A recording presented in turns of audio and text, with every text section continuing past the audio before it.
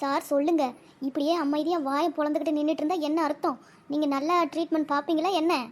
ஏம்மா, நல்லா பார்ப்பனா இல்லையான்னு ஒரு வாய்ப்பு கொடுத்தா தானம்மா தெரியும். வாய்ப்பு கொடுத்து பாருங்க, அப்புறம் நான் எப்படி சரி பண்ணுறேன்னு. ஏட்டி அவர்தான் சொல்றாரு இல்லடி, அப்புறம் என்ன உங்களுக்கு வந்துச்சு? சும்மா கோழி கொத்தி போடுறதுக்குலாம் வந்துருங்க நின்று நம்ம பொழப்பையும் கெடுத்துக்கிட்டு பசம்பிக்கு 2 ஊசியும் மாத்திரையும் வாங்கிட்டு வா போகலாம். நேரம் ஆகிக்கிட்டே இருக்குது இருக்க உங்களோட வந்துருக்கவே கூடாது. சார் நீங்கள் என்ன ஏதுன்னு பார்த்து விடுங்க, நாங்கள் கிளம்புறோம்.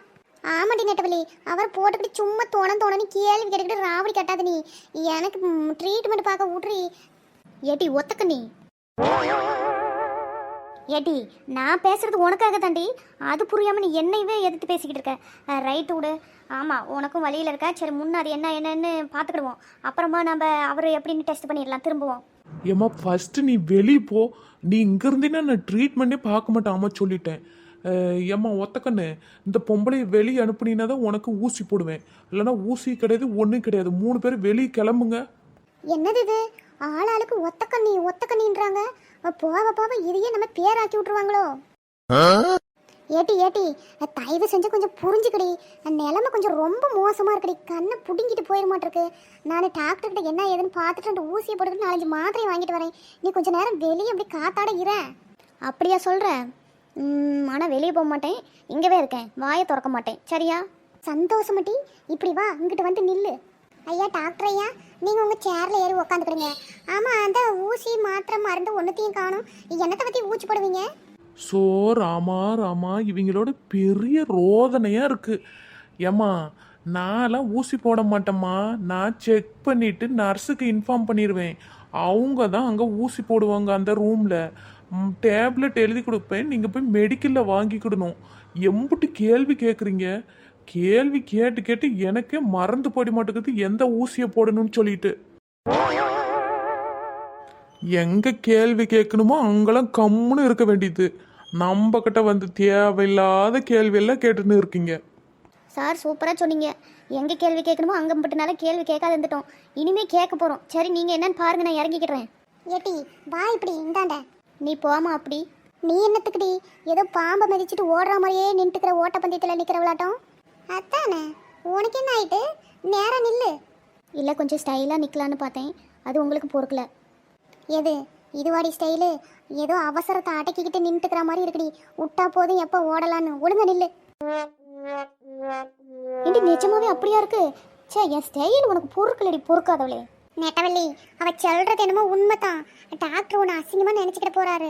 ஏதோ இந்த பொம்பளைக்கு அவசரமாக வந்துட்டு போல, அதான் அப்படி நின்றுட்டு இருக்குன்னு. ஒழுங்க நில்லேண்டி. எப்படி இப்போ ஓகேவா?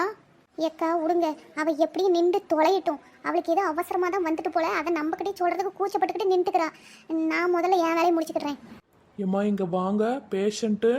சார் உங்கள் காலை கொஞ்சம் மடக்கிக்கிடுறீங்களா? திரும்ப இன்னொரு கண்ணையும் குத்திட போகுது குச்சி மாதிரி.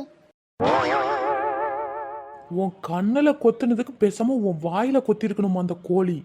என்ன வாய்! உங்களை மாதிரி வாய் பேசுறதுக்கு ஆறாலையும் முடியாதம்மா. 3 பேர் நல்ல வாய் பேசுறீங்க பாரு. சார் அந்த கையை கொஞ்சம் ஆட்டாமல் பேசுங்களேன். எதுக்கும் நான் எட்டியே நின்றுக்கிறேன். ஆமாடி, அவர் வேற கையை ஆட்டி ஆட்டி பேச்சுறா. அப்படி கண்ணை குத்தி தொலைச்சி விட போறாரு. பின்னாடி வந்து பொறநாடியா நின்று தொலை. நான் கையை ஆட்டி ஆட்டி தான் பேச்சுவேன். அது வந்து டாக்டர். நான் என்னோட ஹேபிட்டே அப்படித்தான். அதெல்லாம் நான் வந்து மாற்றிக்கிட மாட்டேன். நீங்கள் இன்னும் கொஞ்சம் கூட பின்னாடி போய் நின்றுக்கிடுங்க. டாக்டர் ஐயா, ஒரு நர்ஸ் பொம்பளையை காணும், டோக்கன் கொடுக்கறதுக்கு வார்டு பாயை காணும். நீங்கள் ஒண்டியுமே தான் இருக்கிறீங்களா? அந்த வேலையை நீங்களே எப்படி செய்வீங்க? நர்ஸ் பொம்பளை எங்கே இருக்கிற அப்படி கூப்பிடுங்களேன். வந்து ஊச்சி கிச்சு போட்டு விட சொல்லுங்க. சீக்கிரமே எங்களுக்கு நேரம் ஆகுது. அப்புறம் பஸ்ஸை விட்டுட்டுமா ராத்திரி ஆகி போயிடும். ஆமாம், கரெக்டாக சொன்னீங்க. நம்ம நர்ஸ் எங்கே இருக்கீங்க? வாங்க. ஏட்டி 4 முடி நர்ஸு பொம்பளை பாருடி, என்ன மாடனாக இருக்கான்னு. ஆடே அப்பா, ஃப்ரீ ஹேரு, அப்புறமா ஷூவு சாப்ஸு, ஏட்டி அரைக்கால் பேண்ட்டு போட்டுட்ருக்காடி. அப்புறமா தலையில் பாருடி என்னமோ கிளிப்பு கண்ணாடி. ஏட்டி அவளை பார்த்தா தாண்டி டாக்டராக இருக்குது. இந்த டாக்டர் பாரு மண்டையில் லைட்டை கட்டிக்கிட்டு ஏதோ நைட்டில் நம்ம ஊர் பிள்ளைங்களாம் பெருக்காம பிடிக்க போங்களோ அந்த மாதிரிலாம் கட்டிக்கிட்டு தெரியுறா அப்படி. என்னது இம்புட்டு சத்தம் கேட்க காதவே அடக்கி? டாக்டர் ஐயா, உங்கள் ஆஸ்பத்திரியில் தான் கேட்குது. எம்மா, அது என்னுடைய ஃபோன் ரிங்டோன். நான் ஒரு டாக்டர் இல்லையா, அதனால தான் எமர்ஜென்சிக்கு அடிக்கிற மாதிரி வச்சுக்கிட்டு இருக்கேன். நீங்கள் ஒன்றும் பயப்படாதீங்க. ஏட்டி இந்த டாக்டர் பண்ணுறது பாரு ஒன்று வித்தியாசமாக இருக்குடி. இவர் பயப்படாதீங்கிறாங்க, இவர் பண்ணுறது எல்லாமே நம்ம பயமுறுத்துற மாதிரியே இருக்குது. ஆமாண்டி, எனக்கும் என்னமோ அப்படித்தான் தோணுது. நர்ஸு பொம்பளையை பார்த்தா டாக்டர் ஆட்டக்குது. நீ சொன்ன மாதிரி இந்த டாக்டரை பாருண்டி, நைட்டில் நம்ம ஊர் பயலுங்கெல்லாம் இப்படித்தானே லைட் அடிச்சுக்கிட்டு தலையில் கட்டிக்கிட்டு போவானுங்க. பேருக்காங்கறியை பிடிச்சி திங்கிறேன் அதை திங்கிறேன்னுக்கிட்டு. அந்த மாதிரி தாண்டி எனக்கும் தோணுது. பேசாமட்டிக்கு நம்ம ஓடி போயிடுவோமா, இல்லை நர்ஸு பொம்பளை பார்த்து நல்லா ஊச்சியாக தான் போடுவா, பேசாமட்டிக்கு போட்டுக்கிட்டே போயிடுவோம். இரு ஆமாண்டி, அந்த நர்ஸு பொம்பளை நல்லா ஸ்டைலாக இருக்காடி, பார்த்துக்கிட்டே போவோம். நர்ஸ், நான் எழுதி கொடுக்குற இன்ஜெக்ஷன்லாம் வாங்கிட்டு வந்து அவங்களுக்கு 2 இன்ஜெக்ஷன் பண்ணிடுங்க. அப்புறம் எழுதி கொடுத்துருக்குற டேப்லெட்டை வாங்கிக்கிட்டு சொல்லுங்க. நம்ம மெடிக்கல்லையே வாங்கிக்கிட்டு சொல்லுங்க மறக்காம. ஆ சரிங்க டாக்டர். எம்மா பேஷண்ட் யாரு, கொஞ்சம் அந்த ரூமுக்கு வரீங்களா? கீதா, உன்னத்தை கூப்பிட்றாங்க பாரு, சீக்கிரமா போயிட்டு வா. எம்மா உள்ள வாங்க, இன்ஜெக்ஷன் பண்ணிக்கிட்டு போயிடுவீங்களா? ஏம்மா, ஊசி போட்டுக்கிட்டு நீங்கள் பாட்டுக்கு அப்படியே ஓடி போயிடக்கூடாது. வேறு மெடிக்கலில் போய் வாங்கிக்கலான்னு. எங்கள் மெடிக்கல்லையே வாங்குங்க, அங்கே தான் தரமான மருந்து கிடைக்கும். சரியா? அப்புறம் இந்த மருந்து வேறு எந்த மெடிக்கலில் கேட்டிங்கனாலும் கிடைக்காது. சரிங்க டாக்டர், இதைத்தான் சொல்லுவீங்கன்னு எனக்கு தெரியும். ஏன்னா எல்லா டாக்டரும் அதையே தானே சொல்கிறீங்க. எப்படியும் வேறு மெடிக்கலில் கிடைக்காது. அது என்னமோ உண்மை தான். அது ஏன்னு இது வரைக்கும் இங்கே யாருக்குமே தெரியாது. அதெல்லாம் நீங்கள் தெரிஞ்சுக்கூடாதுமா. சரி போங்க. ஏடி, அந்த ஊசி போடுறதுக்கு எனக்கு மாறி தலை சுற்றிக்கிட்டு மயக்க வர மாதிரி இருக்குது.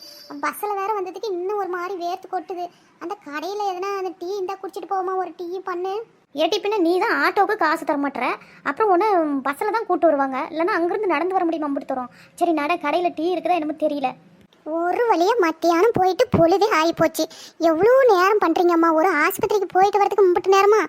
சரி அப்படியே ஒரு காய்கறி வாங்கிட்டு வரலான்னா அதையும் விட மாட்டேங்கிறீங்க. பஸ் வந்துருச்சு வாங்கன்னு பிடிச்சி இழுத்துட்டு வந்துட்டாளுங்க. சரி போங்கிட்டீங்கன்னா கேட்டிங்களா? இல்லை நாளைக்கு வாங்கிக்கலான்னுக்கிட்டு. இப்போ இன்னொரு வாட்டிக்கெல்லாம் நான் நாளைக்கு போகணும் டவுனுக்கு. ஏக்கா, நம்ம என்ன விஷயமா போனோம், நீங்கள் வந்து காய்கறி வாங்கிட்டு வரேன், நான் அப்படியே மளிகை வாங்கிட்டு வரேங்கிறீங்களே, இதெல்லாம் உங்களுக்கு அநியாயமாக தெரியல? நான் இந்த கண்ணு வலியோட எங்கிட்ட அலைய முடியும்? நெசமா அநியாயம் பண்ணுறீங்க நீங்களாம். நாளைக்கு போய் வாங்கிக்கிட்டா என்னவா உங்களுக்கு? வாங்க, முன்ன கடைக்கு போவோம், என்னால் நிற்க முடியல. இல்லைம்மா சொன்னேன், கையோட ஒரே வேலையாக முடிஞ்சிருமேன்னு. திருப்பி நாளைக்கு வேறு பொழப்பு கட்டிக்கிட்டு போகணுமா, அதுக்கு தான் சொன்னேன். சரி வாங்க, நான் அந்த பைப்பில் தண்ணி ஊற்றுது, நான் போய் மூஞ்ச கழுவிட்டு வரேன். ரொம்ப இன்னைக்கு என்னமோ அப்படி வெயில் போட்டு கொளுத்தி வேர்த்து ஊற்றுது வேற. ஆமாக்கா, நானும் வரேன். கொஞ்சம் ஃப்ரெஷ் ஆகிட்டு டீ குடிச்சா தான் நல்லாயிருக்கும். ஏதோ மேலெல்லாம் ஒரே அழுக்கான மாதிரி இருக்குது. நானும் வரட்டி, நானும் மூஞ்சி கழுவிட்டே போட்டுக்காவே கடைக்கு போய்க்கிடலாம். தண்ணி பாரு எப்படி கீழே வேஸ்ட்டாக போயிட்டுருக்குன்னு. நல்லா அடைச்சி போட மாட்டாங்க. நம்ம ஊர்லலாம் தண்ணி வழியேன்னு வேசனை போட்டுட்டு கிடக்குறோம், இங்கே அது பாட்டுக்கு கீழே போயிட்டு கிடக்குது. யாராவது கண்டுக்கிடுறாங்களா பாரு. சரி, அங்கே தண்ணி மானாவரியாக கிடக்கு, என்னத்துக்கு கண்டுக்கிட போடுறாங்க. ஆனாலும் தண்ணி வேஸ்ட் பண்ணக்கூடாது. என்னடி சைக்கிள் கேப்பில் தத்துவம் சொல்லி முடிச்சிட்டல்லடி, நீ நவரு கொஞ்சம். ஆமாம், பின்ன நம்மளுக்கு டைம் கிடைக்கும் போதெல்லாம் எப்போ நல்லது சொல்லணும்னு தோணுதோ அப்போ சொல்லி போடணும். எம்பிட்டு அழகாக இருக்க பாரு இந்த ஊர். தண்ணி பாட்டுக்கு சில்லுன்னு போகுது, பைப்பில் ஒரு பக்கம் போகுது, அங்கிட்டு அந்த பயலுங்க குதிச்சுக்கிட்டு இருக்கிறாங்க.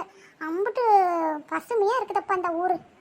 ஓகே ஃப்ரெண்ட்ஸ், டெய்லி நம்ம சேனலில் இதேமாரி காமெடி வீடியோ, அப்புறமா அவங்கவுங்க லைஃப்பில் என்னென்ன நடக்குது அப்படின்றத ஓரளவுக்கு போடுறேன். பாருங்கள், ஜாலியாக என்ஜாய் பண்ணுங்கள், தொடர்ந்து சப்போர்ட் பண்ணுங்கள். ஆமாப்பா, உங்கள் சொந்தக்காரங்க, தெரிஞ்சவங்க, தெரியாதவங்க எல்லாத்துக்கும் நம்ம வீடியோவை ஷேர் பண்ணி விடுங்க. தொடர்ந்து சப்போர்ட் பண்ணுங்கள். நம்ம வீடியோ கண்டினியூஸாக வந்துகிட்டே இருக்கு டெய்லியும். நீ பாட்டுக்கு மூச்சு விடாமல் பேசாத, அப்புறம் பார்க்குற மக்களுக்கு எதுவும் புரியாமல் போயிட போகுது.